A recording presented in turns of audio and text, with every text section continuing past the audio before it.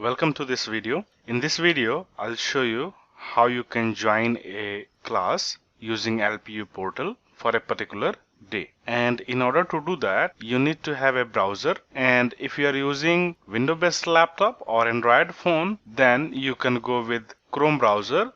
Alternatively, you can also use Microsoft Edge Chromium version. If you are using MacBook, then you can either go with Safari or Chrome. And if you are using an iPhone, then you can go with only Safari. And as I said, if you are using Android, then again, you can go with Chrome only. So I'm going with Chrome browser. And then I have to visit myclass.lpu.in, hit the enter key. Once you'll hit the enter key, you will land to this page. On the left side, you can see some relevant information about the ability of our portal. And on the right side, you have got two boxes, username and password. Under the username, you need to enter your registration number. And under the password, you have to use the same password which you are using for the UMS access. Once you are done entering these two details, you need to click on sign in. Then you will land to this particular page. Under this particular page, we have got 5 different blocks. I have to use this first block, view classes or meeting. So I'm going to click on this view classes. Then I am on this calendar view. Now on this particular page, you can view your calendar by monthly view or weekly view or daily view. In most of the time, or most of the cases, daily view will be applicable, and this is the by default view. And I can see there was a class from 8 to 9 which is already over because this is in gray color, and gray color represents completed class. And there is ongoing class DEM304 which is ongoing because it is in green color. And there is another class which is being taken by someone else. Now these two are overlapping just because this is a demo account, so someone else is taking demo on this platform. In your case, you will find parallel classes, one in each slot, so maybe from 3 to 4 or 4 to 5, something like this. Now if you are planning to join a class, so let us say that I'm interested to join this particular class, so I have to click on this one. Once I'll click, I'll land to this page where I'll get a join button, and there are some relevant information about this particular course code. So if I want, I can review them. And in order to join, I have to click on this join button one more time.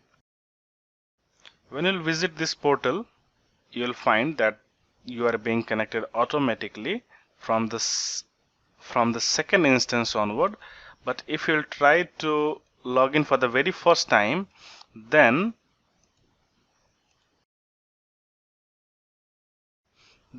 your browser will ask for your permission to allow the microphone, so you have to allow your microphone. So I'm going to click on allow, and this activity is for the very first time. From the second point onwards, it won't ask you. Once you will allow your browser, you will be on the home screen, and this is the screen basically shared by your teacher. So this presentation here, which you can see, this is being shared by your teacher. Now there are some key elements which I would like to focus upon in this video. One of them is this download button. This is a download button symbol. So if you want to download a presentation which teacher is showing, then you can simply click on this button to download, and the presentation will be downloaded. Now there is one thing that you need to keep in mind, that this download is only available during the lecture. Once the lecture will be over, you won't be able to download this presentation. So make sure you are downloading this during the lecture. Now there is a button to mute and unmute, and right now this is in red color, that means it is muted. So whatever student is speaking from their portal, that won't be listened by the teacher, or teacher won't be listened to you. And this is the advisable thing, because if there are 40 students and if all of them will keep their microphone unmuted, then there is a probability that background noise will be captured and teacher will get disturbed during the lecture. So the advisable thing is keep it muted unless or until you have to ask a question from your teacher. And then this is a audio button. So if this button is in blue color, that means you will be able to listen whatever teacher is speaking. And if you click here, you will leave the audio and you won't be able to listen. And whatever you do here, the same is reflected with your name. So I have logged in this account with this particular registration number, and you can see that there is a mute button symbol here. That means teacher can understand that this student has muted his mic. And if I'll unmute it, you can see the symbol changes here as well and here as well. And whenever I'm speaking, you can see that my name is being highlighted here. So if there are 10 users, then and 2 of them are speaking, the name of those 2 users will appear here, and whoever will be speaking, that will be highlighted, another one will be dull. So just have a look. If I'll stop speaking, what happens to this icon? Okay, you noticed that it turns dull, and therefore whoever is speaking, that will be visible to the student, to the teacher as well. So keep this muted unless or until it is required. Now there is a button to webcam share. So even if you want to join this class using the webcam, you won't be able to join because this feature is logged by the faculty. Under some courses, it may be allowed by the teacher to allow a student to join a session using the webcam. So if a teacher allows, then you'll be able to click here and join the session using your webcam. Otherwise, it won't appear. Now there is one more button, raise hand. So let us say there are 40 students in a class, and if they will start putting the questions straight away without teacher permission, it won't be a good practice. So that is the reason why we have raise hand button here.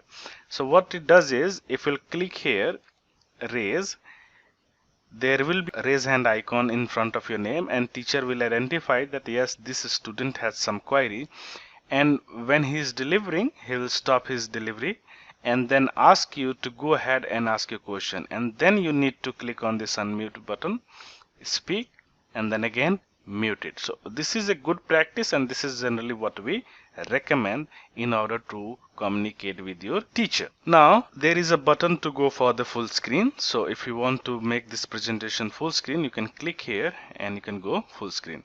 Now please keep that in mind that this is the presentation which is being shared by the teacher, and the clarity of this presentation is going to be the same which is visible to the teacher. So clarity is not going to deteriorate, and that is a good thing for you people. Now if you want to exit this full screen mode, you have got 3 options. You can click on this button, either you can go to the top and then you can click on this cross button, or you can simply press escape key on your keyboard. This area holds the name of the course for which the class is going on. This is a recording button. So if teacher is recording this session, you will be able to see the timer here. If there is no timer, that means teacher is not recording this class. If you want to minimize this presentation, you can click on this hide presentation and it will go away, and you can utilize this screen. If the teacher is using his webcam to deliver, then you can use this screen to view his image. And there is an option called restore presentation. Just in case if you want to see the presentation again, you can click here to go and click on this restore presentation. There are some other method to communicate with your teacher, and that will be dealt in a separate video. I just want you to keep focus on how to join a class in this particular session, so that is why I'm not going to give you any information regarding that. Now let us say if I go to a teacher account which I have logged in through another browser, then you can see I have got an option to go to another slide. So let us say I am going to slide number 4. So now you can see that the teacher is about to show a quiz. When the teacher will show this quiz on his or her screen, then you as a student will be able to see the same thing. And in this case, teacher will ask you to give any answer. So let us say there are 5 options. So what teacher can do is he can go for a poll, and he'll give you 5 options, A, B, C, D, E.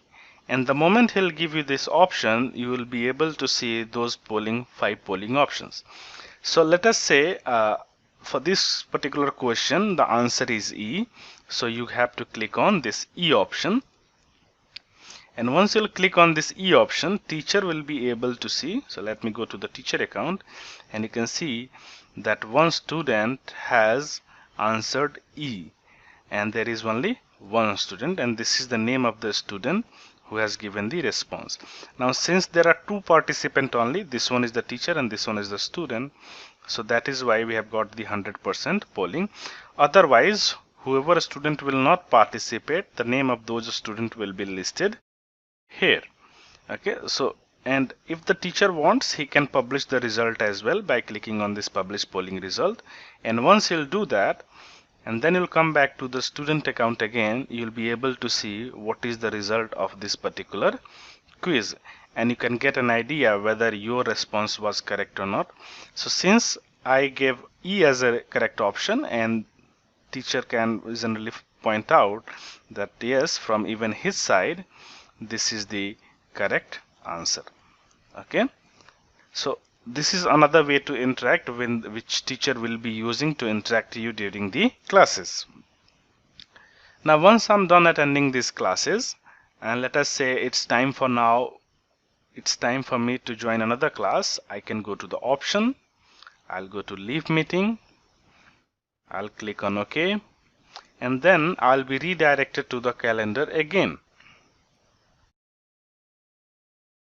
Once I'm back on the calendar, and let us say this class is over and this is the another class, there is another class here, I can click on that class and I can join and I can attend the class again. Now if you want to access the other day classes, so let us say today is 14 and I am interested to see what were the classes on 13th, so I need to click on 13th, and you can see on 13th these were the number of classes that were conducted. So let us say I'm interested to view the recording of this class, so I'll click here, and once I'll click here, you can see now there is a recording available, and to see what were the discussion in that particular class, I can click on view recording. I'll be prompted to another page, and please bear in mind that this recording is not a default feature, so some teacher might opt to record the session and some teacher might not.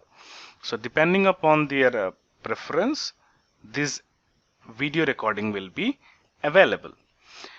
Now one more thing, this video processing takes some time. Finally it's appear here, so it may take one day in order to appear. So for today classes, you can view the recording probably on the next day, not on the same day at the same time. So you'll have to wait for one day. And you can see this is the video which were recorded, and if I'll click here, I used only 2 slides, and let us say a teacher is using 10 slides here, so you can click on that particular slide to see what were the discussion regarding that particular slide. So in this case I'm going with this slide, and you can see the video has already skipped to this point. If I'll click here, it will go to the beginning. If I'll click here, it will go to this point. So if I'll play,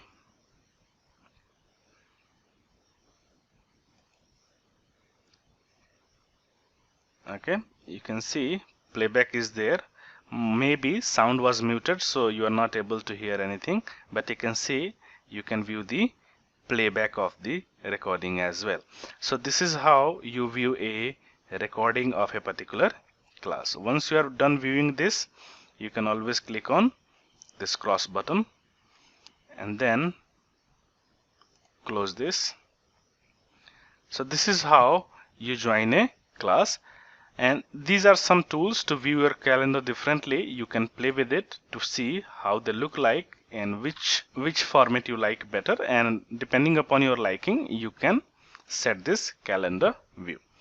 So that's all in the video. In the next video, I'll explain how to interact with the teacher and what are the different ways and what should you